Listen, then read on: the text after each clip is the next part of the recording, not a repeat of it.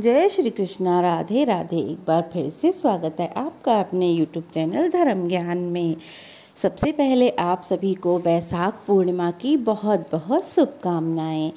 इस बार बैसाख पूर्णिमा 12 मई सोमवार को मनाई जाएगी और इसी दिन सत्यनारायण भगवान का व्रत और पूजन किया जाएगा। पूर्णिमा के दिन सभी लोग व्रत रखते हैं, पूजा करते हैं, गंगा स्नान करने जाते हैं। इसके साथ साथ व्रत की कथा भी अवश्य ही सुनते हैं। तो आज के वीडियो में आप सभी सुनेंगे बैसाख मास की पूर्णिमा की व्रत कथा, बुद्ध पूर्णिमा की व्रत कथा। बैसाख पूर्णिमा के दिन बुद्ध पूर्णिमा भी मनाई जाती है। तो चलिए बिना देरी किए हुए हम आज सुनेंगे बैसाख पूर्णिमा की व्रत कथा। अगर आज की कथा आपको पसंद आए तो प्लीज़ वीडियो को लाइक करके शेयर करें और अगर नए हैं तो चैनल को सब्सक्राइब करें। चलिए शुरू करते हैं। बैसाख माह के शुक्ल पक्ष की पूर्णिमा को बुद्ध पूर्णिमा के नाम से भी जाना जाता है। इस दिन भगवान विष्णु की पूजा की जाती है। इसके साथ ही इस दिन व्रत भी रखा जाता है। अगर आप भी इस बार पूर्णिमा का व्रत रख रहे हैं तो ऐसे में पूजा के बाद आपको ये कथा अवश्य पढ़नी अथवा सुननी चाहिए और दान भी करना चाहिए। तो चलिए बिना देरी किए हुए कथा शुरू करते हैं। एक बार द्वापर युग के समय माता यशोदा भगवान श्री कृष्ण से पूछती हैं कि आप संसार के पालन करता हो, मुझे ऐसा कोई उपाय बताओ जिससे मृत्यु लोक में किसी भी स्त्री को विधवा होने का भय ना हो और ना ही उसे निसंतान होने का दुख हो। तब भगवान श्री कृष्ण ने अपनी माँ से कहा कि मैं आपको ऐसे व्रत के बारे में विस्तार पूर्वक बतलाता हूँ। सौभाग्य प्राप्ति के लिए हर महिला को 32 पूर्णमासी तक इस पावन व्रत को करना चाहिए। इससे संतान और सौभाग्य दोनों की ही रक्षा होती है। कांतिका नामक नगर में राजा चंद्रहास्य राज करता था। उसके नगर में एक धनेश्वर नामक ब्राह्मण भी था। वह अपनी पत्नी सुशीला के साथ रहता था। इनके घर में किसी भी प्रकार के धन संपत्ति की कोई कमी नहीं थी, लेकिन ब्राह्मण को कोई संतान नहीं थी, जिसके कारण दोनों पति पत्नी बहुत दुखी रहा करते थे। एक बार उस नगर में एक साधु आए जो सभी घरों से भिक्षा मांग रहे थे। मांग कर गंगा नदी के किनारे जाकर भोजन जीवन यापन करते, लेकिन वह साधु धनेश्वर के घर से भिक्षा नहीं मांगते, उसके घर नहीं जाते भिक्षा मांगने। यह देखकर सुशीला और धनेश्वर बहुत दुखी हुआ करते थे कि ये मेरे घर भिक्षा मांगने क्यों नहीं आते।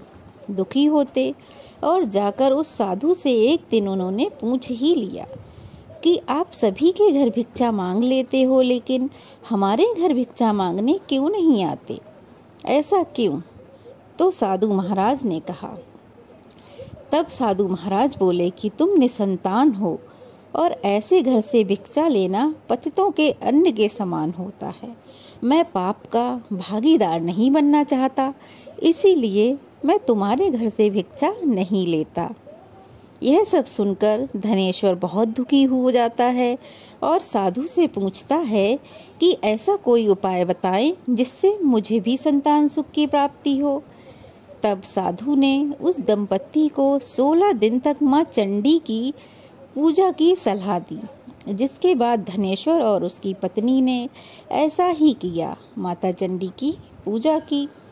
अब दंपत्ति के आराधना करने से माता प्रसन्न हुई और माँ काली प्रकट हुई और उन्होंने सुशीला को गर्भवती होने का वरदान दिया और कहा कि प्रत्येक पूर्णिमा को दीपक जलाए।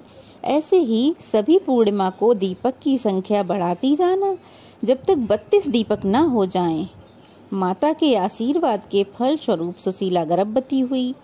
काली माता के कहे अनुसार वह दीपक जलाती रही। माँ काली की कृपा हुई और आशीर्वाद से दंपत्ति के घर में एक पुत्र ने जन्म लिया, जिसका नाम धनेश्वर और सुशीला ने देवदास रखा।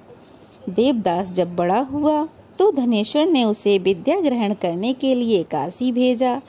काशी में देवदास के साथ एक दुर्घटना घटी, जिसके कारण धोखे से देवदास का विवाह हो गया। जब देवदास ने बताया कि वह अल्प आयु है, फिर भी उसका विवाह जबरदस्ती करा दिया गया।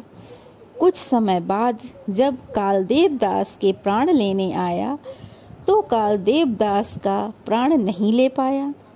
तब काल ने यमराज से कहा कि वह देवदास के प्राण लेने में असमर्थ है, जिसके पश्चात यमराज ने इसके पीछे का कारण जानने के लिए भगवान शिव और माता पार्वती के पास गए। तब माता पार्वती ने माता काली के वरदान के वृतांत को सुनाया और कहा कि ब्राह्मण दंपति ने पूर्णिमा का व्रत रखा था, इसीलिए काल देवदास का कुछ नहीं बिगाड़ पाया। तब से ही कहा जाता है कि पूर्णिमा के दिन व्रत करने से काल से मुक्ति मिलती है और भगवान सभी मनोकामनाएं पूर्ण करते हैं। तो आज की कथा यहीं तक कैसी लगी कमेंट बॉक्स में अवश्य बताएं। और जैसे देवदास के पुत्र की रक्षा की माता ने, वैसे ही हम सब के पुत्रों की रक्षा करें और अपनी कृपा और आशीर्वाद बनाए रखें।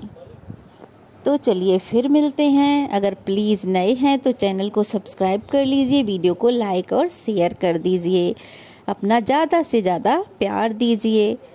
फिर मिलते हैं, तब तक के लिए जय श्री कृष्णा।